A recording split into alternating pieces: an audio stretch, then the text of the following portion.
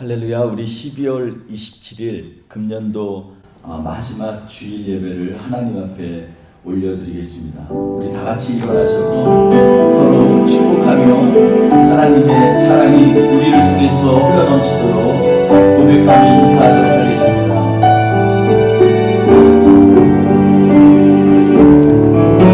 주님의 사랑이, 주님의 사랑이 당신을 통해 온 세상 가운데 전해지기를 주님은 너무 당신은 가지니 사랑의 열매 맺을 축복해요. 주님의 축복이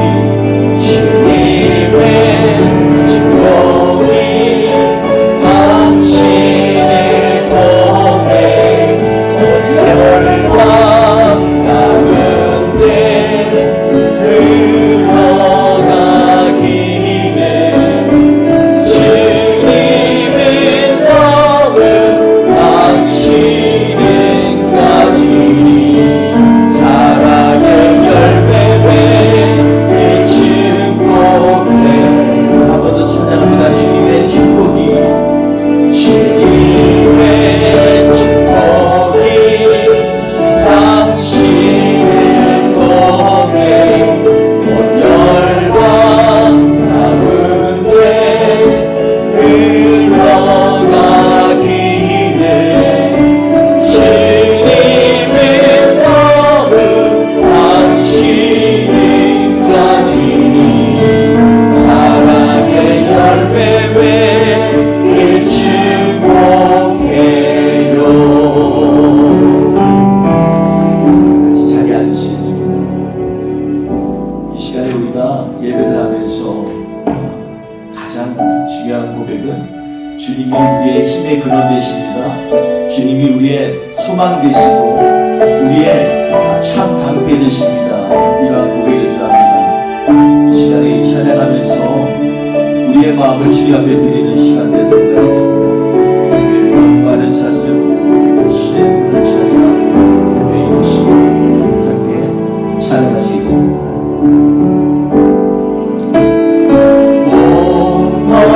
목마른 사슴 신의 문을 찾아 헤매이듯이 내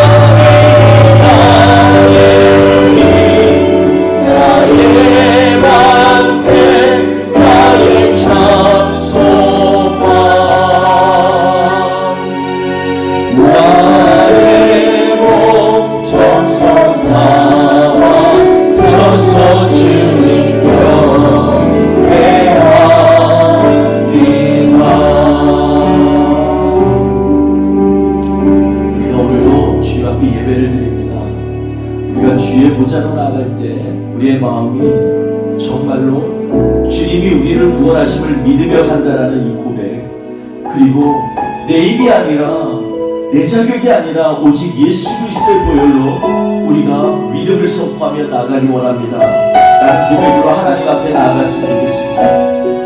우리 이 찬양을 고백하며 찬양합니다. 주의 보좌로, 주의 보좌로 나갈 때에 어떻게 나가야 할까?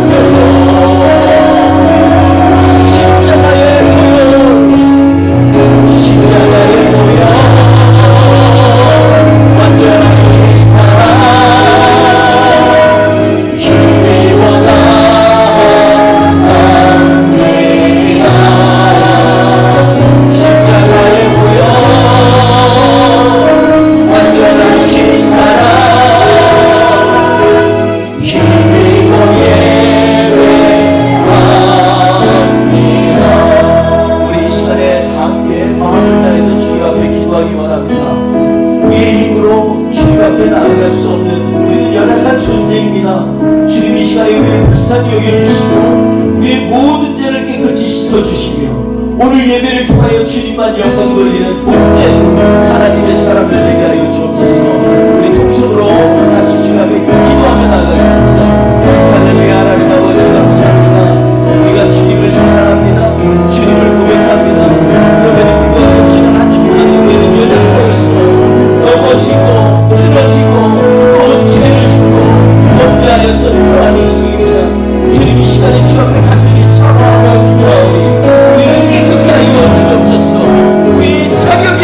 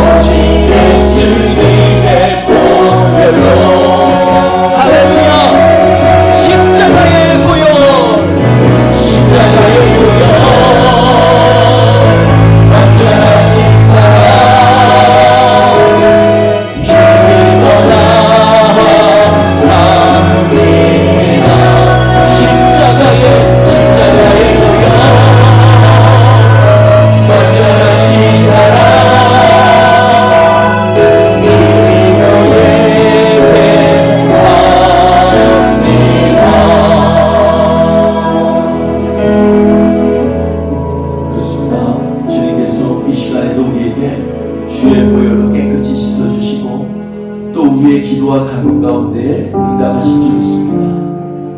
우리 이 시간에 주님 앞에 우리의 모든 것들을 맡기고 의뢰하면서 나아가며 오늘 예배를 주님만이 나의 능력이라고 선포하며 나가길 원합니다. 주님은 나의 산성이시고 나를 지키시는 요새시고 그리고 나의 소망이 되십니다. 고백하며 오늘 예배를 주님 앞에 올려드리겠습니다. 우리 다같이 찬양합니다. 아무것도 두려워하지 마라. 아멘. 같이 찬양하겠습니다. 아무것도 두려워 말라. 주 나의 하나님이 지켜주시네. 놀라지 마라. 아멘. 겁내지 마라. 주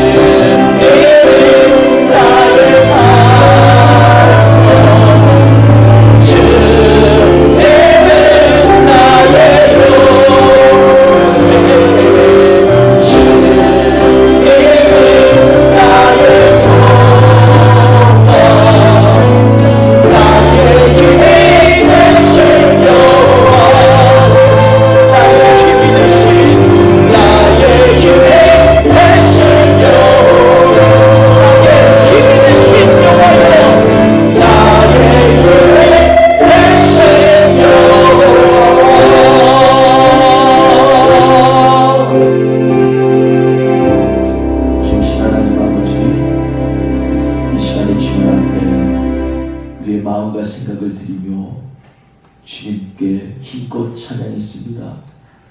오늘 예배 가운데 주님 주의 보좌 가운데 좌정하여 주시고 우리의 예배의 주체가 되시고 우리의 힘이 되시고 우리의 모든 것 되시는 주님을 찬양하오니 이 시간 우리의 찬양을 받아 주시옵소서.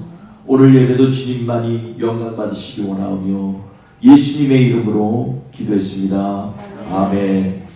우리 다 같이 사도신경으로 신앙 고백하시겠습니다. 나는 전능하신 아버지 하나님 천지의 창조주를 믿습니다.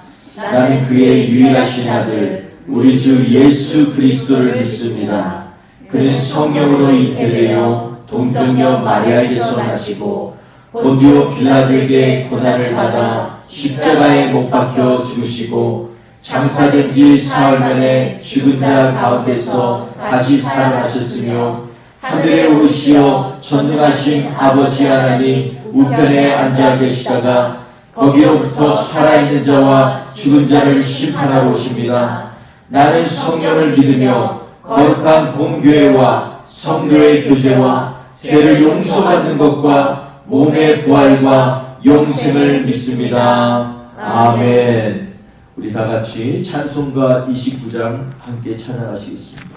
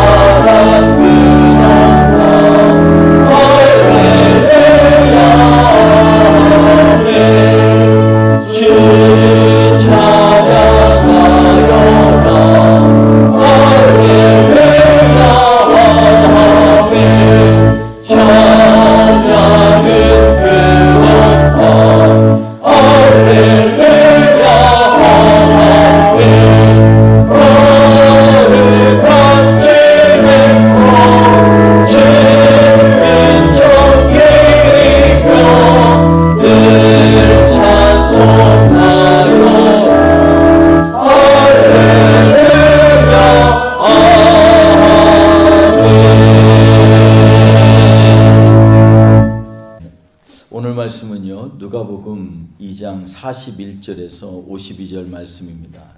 우리 41절에서 52절 말씀으로 함께 봉독하겠습니다.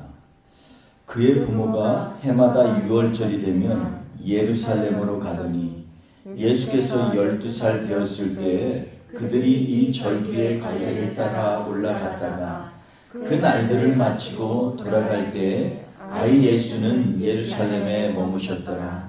그 부모는 이를 알지 못하고 동행 중에 있는 줄로 생각하고 하루길을 간 후 친족과 아는 자 중에서 찾되 만나지 못하며 찾으면서 예루살렘에 돌아갔더니 사흘 후에 성전에서 만난즉 그가 선생들 중에 앉으사 그들에게 듣기도 하시며 묻기도 하시니 듣는 자가 다 그 지혜와 대답을 놀랍게 여기더라. 그의 부모가 보고 놀라며 그의 어머니는 이르되 아이야 어찌하여 우리에게 이렇게 하였느냐. 보라 내 아버지와 내가 근심하여 너를 찾았노라. 예수께서 이르시되 어찌하여 나를 찾으셨나이까. 내가 내 아버지 집에 있어야 될 줄을 알지 못하셨나이까 하시니 그 부모가 그가 하신 말씀을 깨닫지 못하더라. 예수님께서 함께 내려가사 나사렛에 이르러 순종하여 받드시더라. 그 어머니는 이 모든 말을 마음에 드니라. 예수는 지혜와 키가 자라가며 하나님과 사람에게 더욱 사랑스러워 가시더라. 아멘. 오늘 본문 말씀 누가복음 2장 41절에서 52절 말씀으로 삶의 중심을 어디에? 라는 제목으로 같이 하나님의 말씀을 나누겠습니다. 오늘은 금년도에 드리는 마지막 주일 예배입니다. 그래서 우리는 금년 한 해를 돌아보고 내년을 계획하는 그러한 어떤 목표와 말씀을 준비하는 기간으로 갖게 됩니다. 유대인들에게도 새해를 맞이하는 날에는 특별한 영적 의미를 포함하고 있습니다. 실제로 유대교에서 가장 중요시 여기고 성회로 모이는 날은 티슈리월이라고 해서 유대력으로 하면 일곱째 달의 첫째 날에 해당합니다. 이 날은 회개하고 참회하는 첫날로 삼았는데 나팔을 불면서 기념하여서 드리는 첫째 날의 이름을 로시하샤나, 즉 새해 첫날이라고 부르게 됩니다. 이 날에 나팔을 부는 것은 다가올 하나님의 심판을 준비하며 영적으로 깨어있으라는 의미를 갖습니다. 특이한 것은 이 티슈월이 시작되면서 열흘째 되는 날, 즉 대속죄일까지 열흘 동안이나 스스로 돌아보며 회개하는 기간을 갖게 된다는 것입니다. 일반 세상의 이 새해 첫날은 더 기대를 갖고 소망을 갖고 복을 비는 날인데 유대인들에게는 굉장히 독특하게 그들이 지키는 새해 첫날부터 10일까지 열흘 동안은 하나님 앞에 자기 스스로를 참여하고 회복하는 그러한 시간을 갖게 된다는 것입니다. 특히 첫째 날과 열 번째 되는 날은 성회를 열고요. 또 아무도 노동을 하지 않고 반드시 쉬어야만 하는 날이라고 성경에는 기록되어 있습니다. 이 날이 얼마나 엄청 엄하게 지키냐면은 이때에는 세속적인 유대인들조차 금식하면서 회당에 가서 예배를 드리는 것으로 유명합니다. 1973년 10월 6일 이날이 바로 대속죄일인데요. 욤키푸르라고 하는 대속죄일입니다. 이 대속죄일로 지키는데 그날 거의 모든 국민과 군인들까지도 금식하며 성일로 지켰습니다.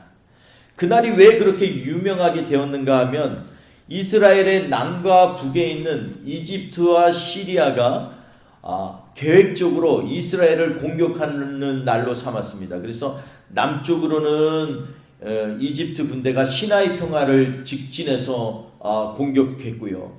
북쪽에서는 가장 욕중지인 골란공원을 넘어서 시리아 군대가 이스라엘을 공격하였습니다. 처음 이틀간은 이들 두 나라의 이런 계획적인 공격, 그리고 여기에 소수지만 여러 중동 국가들에서 파병된 그런 군인들이 함께 돌격하면서 승승장구하며 승리의 기선을 제압하는 것 같았지만 이 대속죄일을 지난 후에 이스라엘 이 군인과 국민들이 대대적으로 반격을 시작하게 됩니다. 그래서 우리가 알고 있는 저 유명한 1967년에 6일 동안 전쟁했다고 해서 6.1 전쟁이라고 있었는데 이때보다도 더 많은 지역을 이스라엘이 다시 탈환하는 그러한 일이 일어나게 됩니다. 이만큼 죽음을 불사하고 전쟁조차도 쉬지 못하게 하는 금식하며 그리고 하나님 앞에 회개하는 시간 욤키푸르를 지키는 이스라엘 백성들의 그 마음이 얼마나 간절했는지 우리는 알게 됩니다. 그래서 새해는 바로 이렇게 이스라엘 백성들은 이런 간절함과 하나님에 대한 자신들의 잘못들을 고하고 그리고 다시 한번 돌이키며 하나님께로 나아가는 계기로 삼았다라는 것입니다. 이것이 이스라엘 백성들이 자녀들을 공부시키고 또 자손들에게 알려주는 전통적인 그러한 귀한 전통이요 제산이 되는 것입니다. 2008년도에 있었던 조사에 따르면요, 이스라엘 국민의 세속적인 유대인이든 아니든 간에 전 국민의 63%가 이 대속제일의 금식에 동참하였다는 조사가 있습니다.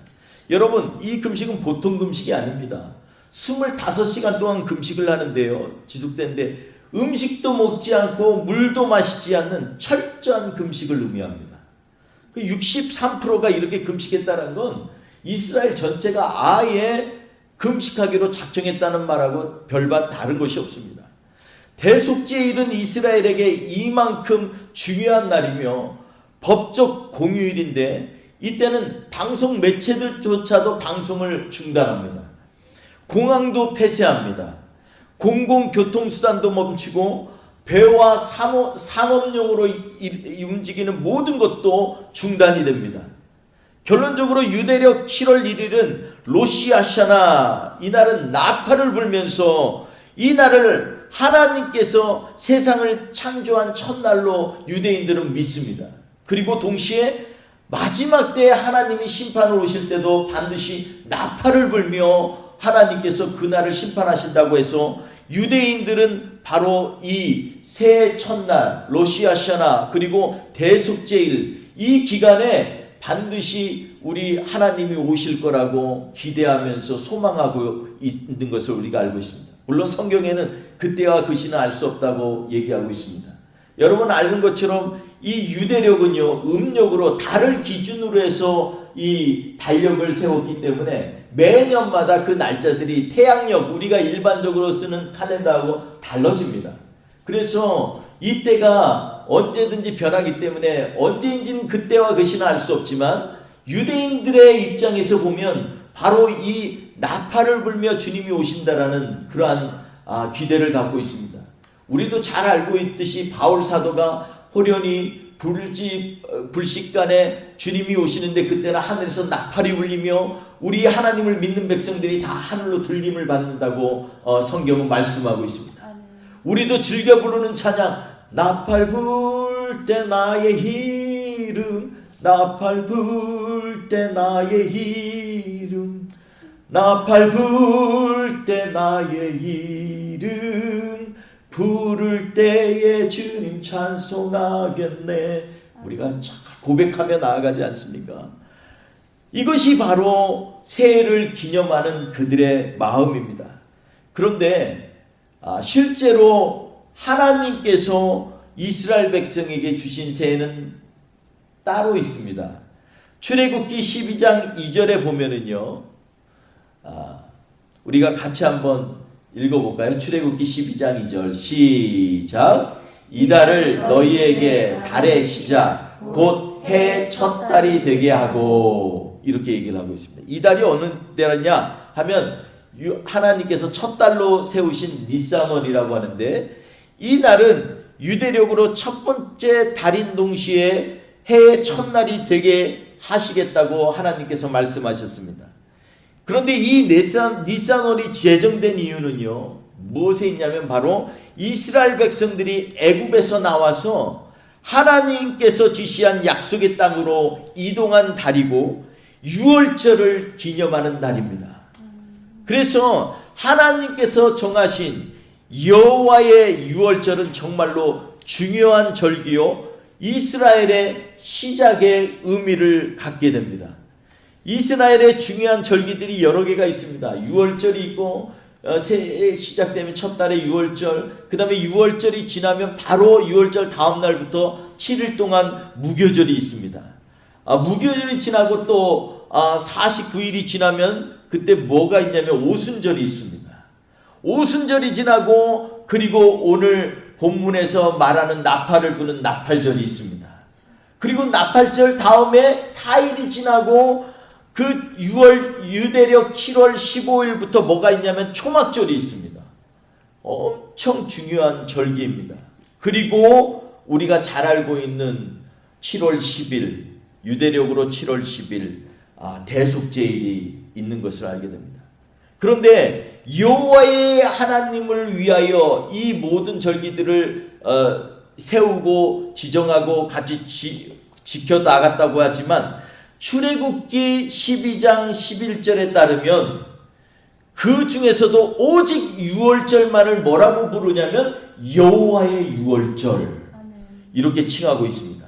다시 말하면 유월절의 주체는 하나님이시라는 것입니다. 우리 한번 읽어볼까요? 11절 시작. 너희는 그것을 이렇게 먹을지니 허리에 띠를 띠고 발에 신을 신고 손에 지팡이를 잡고 급히 먹으라. 이것이 여호와의 유월절이니라. 그래서 하나님께 속한 절기로 딱 정한 것이 이 유월절입니다. 왜냐하면 이날은 하나님이 주체가 되시는 것입니다. 하나님께서 그들을 살리셨고 하나님께서 하나님을 믿는 백성들의 문설주에 어린 양의 피를 바르셨고 그것을 보고 죽음의 사자들이 건너 뛰어넘은 것을 기념하는 날이 바로 유월절이기 때문입니다. 그래서 오늘 본문에 나오는 유월절은 굉장히 상징적인 의미를 갖고 있고 오늘 새해를 맞이하기 전 마지막 2020년 마지막 주일에 나눌 수 있는 이 말씀으로 적절하다고 저는 생각을 합니다. 오늘 본문에 보면 예수님의 부모는 일가 친척들과 함께 유월절마다 예루살렘으로 가서 절기를 지켰다라고 기록되어 있습니다. 사실 유월절 절기는 조금 전에 제가 설명드린 대로 공식적으로 유월절과 연이어서 7일 동안 지내는 무교절을 합해서 약 7일 동안 지내게 됩니다. 그래서 아마 예수님과 예수님의 부모도 이렇게 8일 동안 예루살렘 성전에 머물렀다고 추측해 볼 수가 있겠습니다. 예수께서 12살이 되었을 때 오늘 본문에 보니까 절기를 따라서 절기의 관례를 따라 예루살렘에 올라가서 유월절을 지키는 날들을 마치고 돌아갔지만 43절에 보니까 예수님은 예루살렘에 그냥 머물러 계셨다. 그렇게 기록되고요.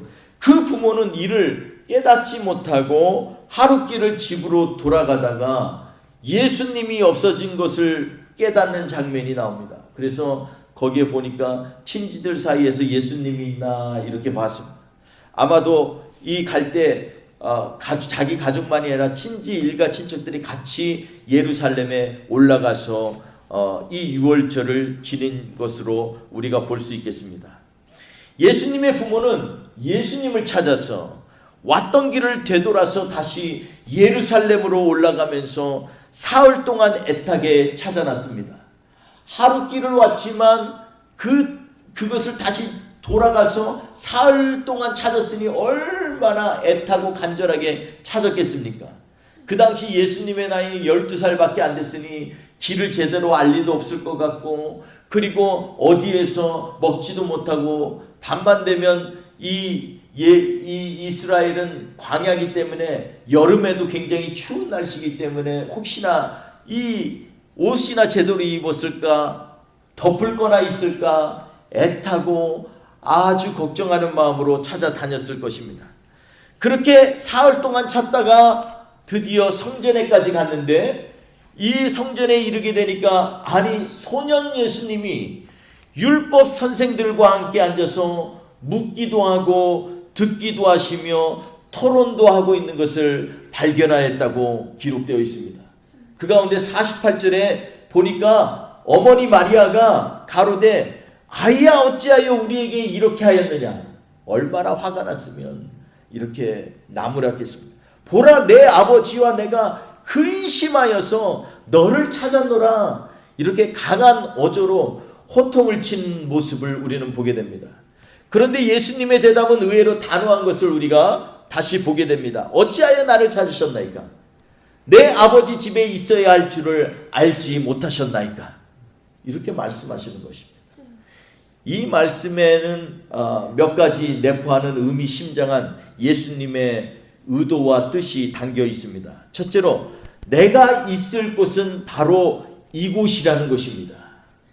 예수님은 율법에 말씀하신 대로 우리가 2장 22절, 23절, 24절 보면 모세의 법에서 그리고 또 주님의 법대로 또 주님의 법에서 말씀하시되 계속해서 강조되어 있습니다. 오늘 본문 전에 바로 39절에도 뭐라고 기록되냐면 주의 율법을 따라 모든 일을 마치고 주의 율법에 따라, 이게 강조됐습니다. 계속해서 율법에 따라, 주님의 법에 따라 계속해서 강조하고 있는 것입니다. 그런데 이것은 율법 아래에 있으려고 율법을 지키는 것이 아니라 우리가 알고 있는 것처럼 율법을 성취하시고 완성하시려는 목적을 가지고 계셨다라는 것입니다. 그래서 그것을 완성하시려면 철저히 율법에 나타나 있는 것들을 하나하나 지켜나가신 우리 예수님을 보게 됩니다. 그래서 그는 율법의 심장인 성전에 계시는 것이 합당한 것입니다. 그리고 둘째로 어떤 의미가 내포되어 있냐면 성전은 하나님 아버지의 집이기 때문입니다. 아버지의 집에 있어야 하는 것이 아들이 하여야 할 당연한 일입니다. 예수님은 마태복음 21장 12절에서 17절 사이에 내 아버지의 집을 장사하는 집으로 만들지 마라, 강도의 궁유려를 만들지 마라, 이 집은 기도하는 집이다, 만민이 기도하는 집이다, 이렇게 호통을 치는 것을 우리는 성경을 통해서 알게 됩니다.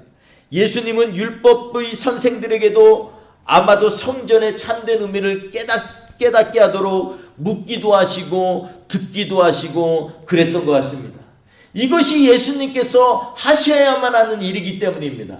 그 누구도 하나님의 뜻을 아버지의 아들보다, 그 아들이신 예수님보다 더 아는 사람은 없습니다. 예수님은 삶의 중심을 하나님 아버지 옆에 두셨습니다. 물론 육체의 부모에게 불순종하려는 의도는 전혀 없었습니다. 51절 52절에 보면 예수님이 그 부모에게 순종하며 하나님과 사람에게 더욱 사랑스러워 가시더라 라고 기록하고 있습니다. 그럼에도 예수님께서 자신의 정체성을 확실히 하셨고 자신의 사명과 해야 할 일들을 명확히 알고 계셨다라는 거 오늘 우리는 성경을 통해서 알 수 있습니다. 하나님의 백성들은 하나님의 말씀에 귀를 기울이며 아멘. 순종할 때에야 비로소 참된 하나님의 자녀요 그의 기르시는 백성이 되는 것입니다. 아멘. 요즘 교회와 하나님의 백성들인 거룩한 성도들은 삶의 중심이 어디인지 어려워하는 것처럼 보입니다. 어디에다 삶의 중심을 둬야 될까, 이런 생각을 많이 하게 되는 것 같습니다. 눈에 보이는 것에 마음이 넘어가고 세상의 것에 미혹되는 자신을 발견하게 되고 자신이 하나님께서 부르신 거룩한 백성임을 때때로 망각하는 그러한 신앙생활을 우리는 하고 있습니다. 가족과 친지를 따라 삶의 터전으로 돌아가는 것처럼 사람들의 세상 살아가는 흐름을 따르는 그러한 마치 예수님의 부모처럼 그런 것이 아닌 참된 아버지가 계시는 곳을 지키며 하나님의 말씀을 구하는 삶을 따르는 예수님을 우리는 깊이 묵상하여야만 합니다. 그래야만 우리의 삶의 중심은 바로 우리를 기르시고 인도하시는 하나님 아버지이심을 깨닫고 고백할 수 있게 됩니다. 우리 하나님께서 기뻐하시는 일을 행하고 우리 하나님 아버지께서 원하시는 곳에 우리가 거하여야만 합니다. 아멘. 그러려면 믿고 바라보는 것이 선명하고 명확하여야만 합니다. 아멘. 그리고 생각은 깊게 하여서 하나님 아버지의 뜻을 분별하여야만 합니다. 아멘. 그런데 요즘 우리는 반대로 행하는 것 같습니다. 깊은 생각은 사라지고 그리고 생각하는 방식은 짧고 단순하고 반대로 행동하는 것은 굉장히 복잡하고 정치적이고 애매모호할 때가 많이 있습니다. 내가 원하는 대로 생각하고 일들은 복잡하게 엮어버립니다. 사람들한테 책망 듣지 않으려고 자꾸 이리 돌리고 저리 돌리고 하는 그런 경우가 세상 사람만 있습니까? 우리도 그런 경우가 굉장히 많다라는 것입니다. 여러분, 이스라엘의 초대왕 사울을 보십시오. 사무엘상 15장 1절에서 3절에 보면 사무엘이 사울 왕에게 얘기하는 것을 우리가 볼 수 있습니다. 이제 왕은 여호와의 말씀을 들으소서. 우리 1절에 후반절에 이렇게 얘기하면서 아말렉이 애굽에서 나올 때에 길에서 이스라엘을 대적한 일로 하나님께서 그들을 벌하시기를 원합니다. 그러니까 지금 가서 그 모든 소유를 남기지 말고 진멸하되 남녀와 소아와 젖먹는 아이와 우양과 낙타와 나귀를 죽이라 하셨나이다. 이렇게 사무엘이 사울에게 말을 하고 있습니다. 하나님이 이렇게 전하셨다는 것입니다. 우리 하나님께서 아무런 이유 없이 무작정 아말렉 족속이 미워서 지면에서 싹 없애버리라고 하셨겠습니까? 하나님께서 그렇게 무자비하시고 잔인한 하나님이실까요? 아닙니다. 성경 전체를 묵상해 보면 우리 하나님은 길이 참으시고 노하기를 더디하시며 아멘. 생명을 너무나 귀히 여기시는 우리의 아바 하나님이십니다. 아멘. 성경을 보면 아말렉 족속을 자세히 이 성경을 통해서 보면은요, 출애굽기 이후에 아말렉이라는 이름이 나오는데 너무나 잔인하고 냉혹한 그러한 족속으로 표현이 됩니다. 그들의 전통과 문화가 아주 사악해서요, 그러한 그 자식들도 이렇게 제물로 바쳐 태워 죽이기도 하고, 다른 포도들을 잡아다가 사람들을 갖다가 자기들이 믿는 신 앞에 제단에 죽여서 그 피를 내는 그러한 아주 잔악무도한 그러한 민족입니다. 그들의 전통과 문화도요, 이렇게 아주 냉혹하고 사악하며 이러한 악이 구석구석 뻗어 있었기에 하나님이 보실 때 더 이상 가망이 없는 족속이었다는 것입니다. 마치 소돔과 고모라에 악이 가득 차고 갱생의 기운이 아예 없었던 그러한 때에 하나님께서 그들이 회개할 가능성이 없음을 아시고 그들을 전멸하겠다고 아브라함에게 얘기하고 나아갈 때, 비록 아브라함이 제발 좀 그들을 살려달라고, 의인이 50명만 있으면 살려주시겠습니까? 45명이면 어떻습니까? 아니 40명이면요, 한 번 더 묻겠는데 하나님 30명이면 혹시 괜찮겠어요? 제가 딱 한 번만 더 여쭐게요. 만약 10명만 있으면 좀 살려주시겠습니까? 하나님이 다 기도 들으셨어요. 그래 10명만 있어도 내가 그 성 가운데, 그 많은 사람 가운데 단 10명만 있어도 내가 그 성을 진멸하지 않겠다. 이것이 바로 하나님의 마음입니다. 게다가 이 아말렉 족속은요, 그냥 두면은 하나님의 섭리를 거역하고 어그러뜨리는 일들을 할 것이 분명하였기에 그렇게 멸하라고 하신 것입니다. 그런데 같은 장에 이 9절을 보면은요, 같이 한번 읽어보겠습니다. 시작. 사울과 백성이 아각과 그의 양과 소의 가장 좋은 것 또는 기름진 것과 어린 양과 모든 좋은 것을 남기고 진멸하기를 즐겨하지 아니하고, 그리고 하찮은 것은 진멸하니라. 가치 없고 하찮은 것은 진멸한다. 자기가 판단해서 이렇게 가치 없고 하찮은 것은 진멸한다는 것입니다. 아각 왕과 그 좋은 것들은 다 남겨뒀다는 것입니다. 자랑하고 싶고 자기가 사용하고 싶은 것입니다.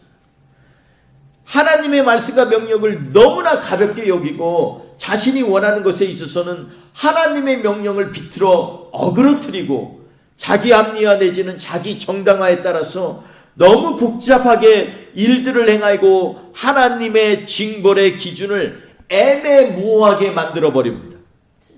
그 결과는 하나님께서 사울을 버리시는 비참한 일이 되어버렸습니다. 삶의 중심이 어디 있느냐, 이것은 정말로 중요하다는 것입니다. 하나님의 뜻은 깊이 묵상하고 사색하며 결론이 나오면 바로 명백하게 시행하면 됩니다. 아멘. 얼마나 단순하고 명료합니까? 하나님께서 명령하시면 그 명령에는 반드시 그만한 이유가 있다는 것을 우리는 깨달아야만 합니다. 아멘. 하나님의 말씀을 애매모호하게 변절시키면요, 사울처럼 아말렉 족속처럼 하나님으로부터 끊어지게 된다는 것입니다. 자신의 온갖 논리와 상황의 그 이유를 들어서 하나님의 말씀을 바꾸어 버리면 안 됩니다. 우리 지금 가장 이슈가 되는 것 중에, 이번에 만약에 대통령이 바뀌고 하면 제일 걱정이 되는 것은 뭐 잘하는 것도 있겠지만 걱정이 되는 것은 그들이 성소수자에 대한 그러한 굉장히 주장을 많이 해서 그것을 갖다가 마치 자유와 정의를 실현하는 것처럼 얘기하는 것을 들을 때마다 섬찟할 때가 많이 있습니다. 그렇게 얘기하는 사람도 있습니다. 하나님은 사랑이시니까 죄인도 용서해야 하고 동성애도 우리가 넘겨받아주고 불쌍하잖아요. 그들에게 다시 복음을 전하면 되지. 그렇게 얘기하는 사람들도 많이 있습니다.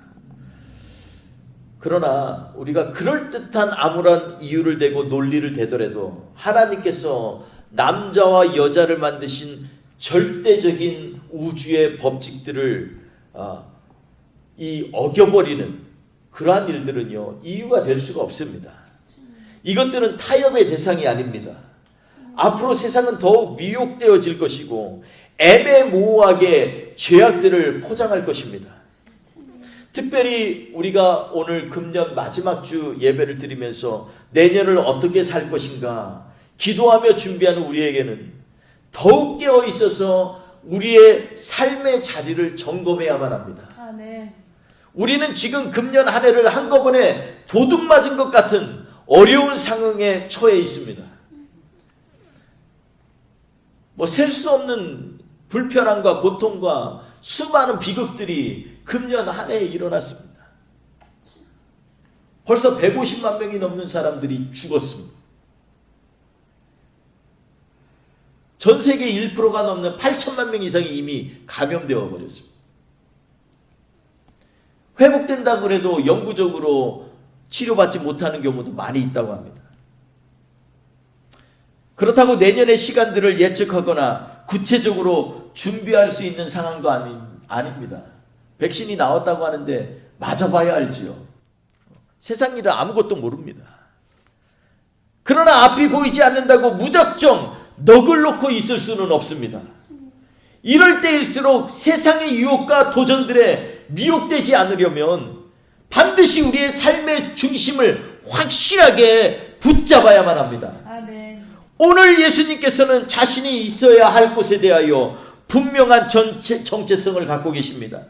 그것은 우리 전능하시고 신실하시고 흠이 없으시고 늘 사랑이 많으신 우리 하나님께서 말씀하시고 이끄시는 우리 아버지 하나님의 바로 옆에 자리라는 것입니다. 아멘. 그 하나님께서 말씀하시는 자리, 아멘. 그 하나님께서 간구하며 부르짖을 수 있는 자리, 우리 하나님으로부터 풍성한 위로와 은혜를 받을 수 있는 그 자리가 바로 우리 아버지 하나님께서 계신 자리이고 그 자리로 하나님께서 우리를 부르고 계시는 것입니다. 아멘. 우리의 삶의 기준은 우리가 어디에 중심을 두는가에 따라 결정이 됩니다. 사랑하는 성도 여러분, 오늘도 우리의 중심을 우리 하나님 아버지께 두고 그리고 내년 한 해를 그렇게 반드시 살겠다라고 다짐하며 주님 앞에 고백하며 나아가는 하나님의 자녀 되시기를 주님의 이름으로 축원드립니다. 기도하겠습니다. 우리 이 시간에 세상이 정말로 두려운 것들이 많이 생깁니다. 더욱더 걱정이 되는 것은 우리가 바로 다음 날조차도 예견할 수 없는 그러한 시점에 우리가 살고 있기 때문입니다. 이 시간에 그러므로 우리가 흔들리지 아니하고 영원히 우리의 안식처가 되고 피난처가 되시는 그 하나님을 붙들고 살아야 되겠습니다. 이 시간에 다시 한번 이 찬양을 고백하면서 주님 앞에 우리의 어려움과 고난과 역경을 내려놓고 주님 이 시간에 함께하여 달라고 고백하며 나아가기 원합니다. 같이 찬양합니다. 아무것도 두려워 말라. 아무것도 두려워 말라. 주 나의 하나님이 지켜주시네.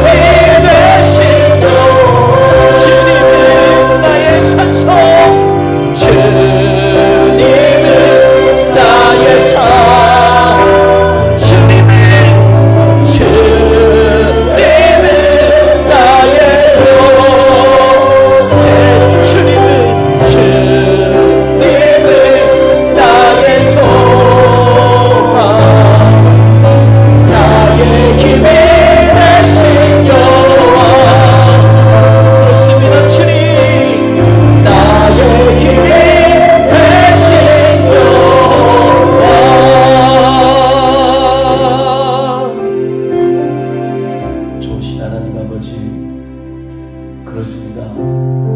우리가 어디에 있어야 될지 우리 다시 한번 확인하는 시간이 되기를 원합니다. 세상에 어떤 험한 풍파가 몰려올지라도 우리의 삶의 중심이 바로 우리 아버지가 계신 그곳임을 이 시간에 고백합니다. 주님이 말씀하시는 곳, 주님이 우리의 기도와 간구를 들으시는 곳, 주의 성령을 보내시고 은혜를 충만하게 하시는 그곳에 우리의 삶의 중심을 두게 하여 주시옵소서. 세상은 우리에게 더 좋은 곳이 있다라고 얘기를 하지만 인생은 잠깐이고 그 인생 가운데 우리의 삶의 주관자 되시고 인도자 되시고 전능자 되신 우리의 하나님은 오직 우리의 인생을 인도하시는 분이시고 우리로 하여금 하나님의 나라로 이끄시는 놀라운 축복의 하나님이심을 이 시간에 고백합니다. 주님, 이 시간에 주님 앞에 나와서 하나님 정성을 드리고 마음을 드리고 기도와 간구를 드린 우리 주의 귀한 성도님들을 기억하여 주옵소서. 오늘 예배에 참석지 못한 우리 귀한 성도님들, 지금 하나님 아버지 앞에 예배 드릴 때 주님 기억하여 주시옵시고, 모든 바이러스와 악하고 더러운 세포들도 나사렛 예수의 이름으로 완전히 깨끗이 치료받게 하여 주시옵소서. 주님, 우리의 문제를 놓고 기도하고 있사오니 주여, 우리가 갖고 있는 문제가 있사오면 하나님께서 가장 선한 것들로 채워주시고 그 문제를 제거하여 주실 줄 믿습니다. 주님, 이 시간 통행하여 주셔서 이 한 주 동안도 주의 말씀 붙들고 은혜의 자리, 내 삶의 중심에 계시는 우리 하나님을 붙들고 승리하며 나가는 우리 모두가 되게 하여 주시옵소서. 주님, 함께하여 주심을 감사하며 예수님의 이름으로 기도했습니다. 아멘. 지금은 우리 구주 예수 그리스도의 은혜와 아버지 하나님의 극진하신 사랑하심과 성령님의 동행하시고 인도하시고 함께하심이 이 시간에 하나님 앞에서 결단하며 나의 가장 중요한 중심의 자리에 우리 하나님을 모시고 주님의 말씀과 주님의 은혜와 성령을 간구하는 하나님의 백성으로 서기 원하는 주의 백성들 머리머리 위에, 그리고 애틀란타의 잃어버린 영혼들을 위해 전세계에 하나님을 간구하며 섬기는 선교사와 목회자와 사역자들 위해 지금부터 영원토록 함께하옵시기를 간절히 축원하옵나이다. 아멘.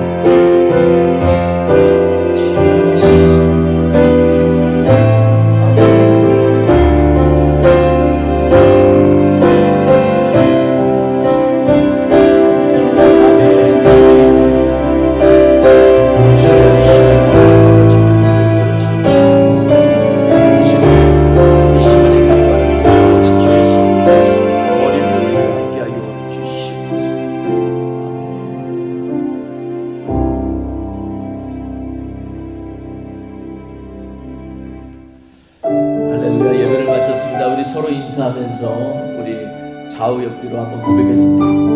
주님이 우리의 힘이 되십니다. 할렐루야. 그 힘으로 한 주간 승리하시길 주의 이름으로 축원드립니다.